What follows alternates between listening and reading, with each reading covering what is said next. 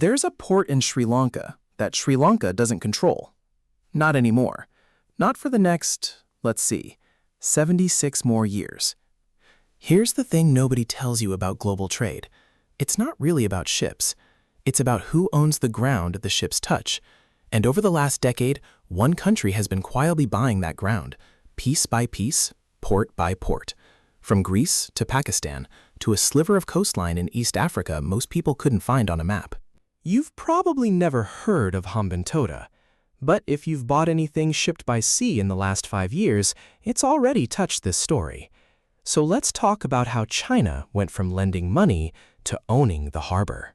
Start with the basics. In 2013, China launched something called the Belt and Road Initiative, a massive infrastructure push, officially framed as global development. Roads, railways, and ports. Lots of ports. On paper, it looked generous. Struggling countries needed capital for infrastructure they couldn't otherwise afford, and Chinese state banks were offering loans, often at commercial rates, sometimes with looser conditions than Western lenders demanded. And the ports weren't just about trade. Ports sit at the center of energy security, too. Control the harbor, and you gain real influence over how oil, gas, and raw materials move from one side of the world to the other. Sri Lanka was one of the first to say yes. The government took on debt to build a deep-water port at Hambantota, a quiet fishing town on the southern coast. The port was expensive, traffic never came close to projections, and the repayments didn't either. Then, in 2017, Sri Lanka couldn't pay, so it handed over the port, not sold, leased, 99 years, to a Chinese state company, China Merchants Port Holdings, along with roughly 15,000 acres of surrounding land. 99 years is longer than the British held Hong Kong.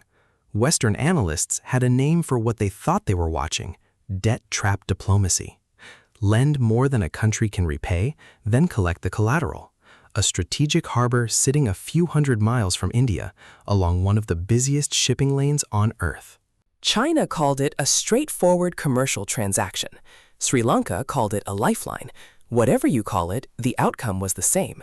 A foreign state now held a 99-year lease on sovereign coastline. And once you see Hambantota, you start noticing the pattern everywhere. The mechanism is almost always the same. A Chinese state-linked company, usually COSCO Shipping or China Merchants, either finances a port outright or buys equity in one that's already struggling. Sometimes it's a straightforward business deal. Sometimes it happens because a government can't service its debt and equity becomes the easiest way out. Either way, the ownership stays. And ownership of a port isn't like owning a factory. A port sees everything. Every container, every naval visit, every fuel shipment. It's infrastructure and intelligence at the same time. Add it up across a decade, and you get something that looks less like a series of unrelated business deals and more like a map. Piraeus in the Mediterranean, Gwadar on the Arabian Sea, Djibouti at the mouth of the Red Sea, terminals scattered across West Africa and Latin America. Analysts started calling it the String of Pearls, a loose chain of friendly harbors stretching from the South China Sea to the Suez Canal, without a single formal military base required to hold it together. Now here's where it gets uncomfortable for the West. This isn't just happening in debt-distressed corners of the developing world. It happened inside the European Union, inside NATO. Piraeus, Greece, the largest port in the country. COSCO now owns a majority stake, 67%, of what used to be Greek state property. It's become one of the busiest container ports in the Mediterranean, and a Chinese company runs it. A NATO member's flagship harbor operated by a Chinese state enterprise. Nobody invaded, nobody declared anything.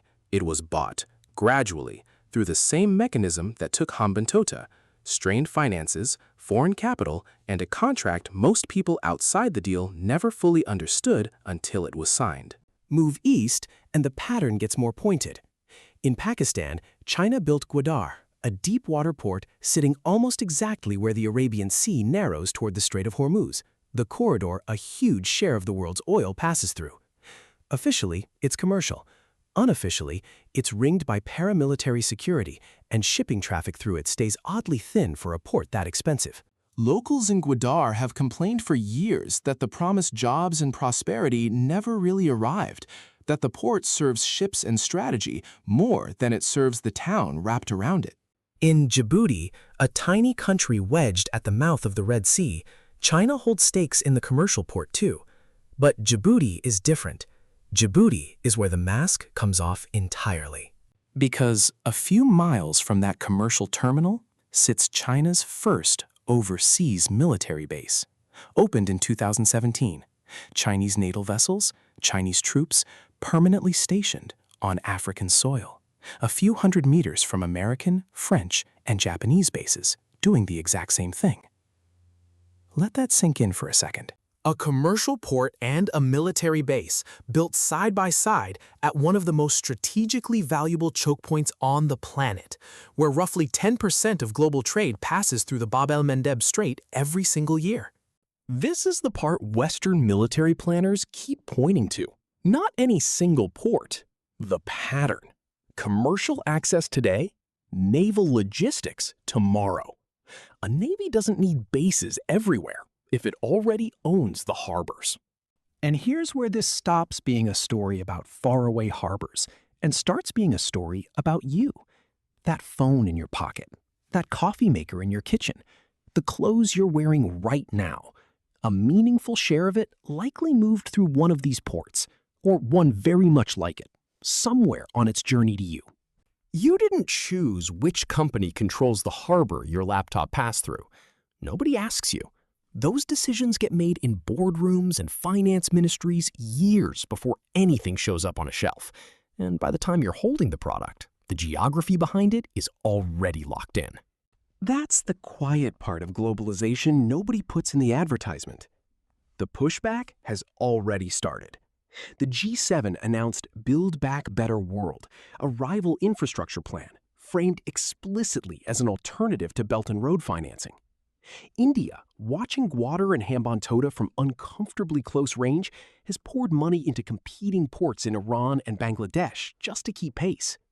The United States has started scrutinizing Chinese port investments near American military installations with a seriousness it didn't show a decade ago. Nobody is calling it a new Cold War.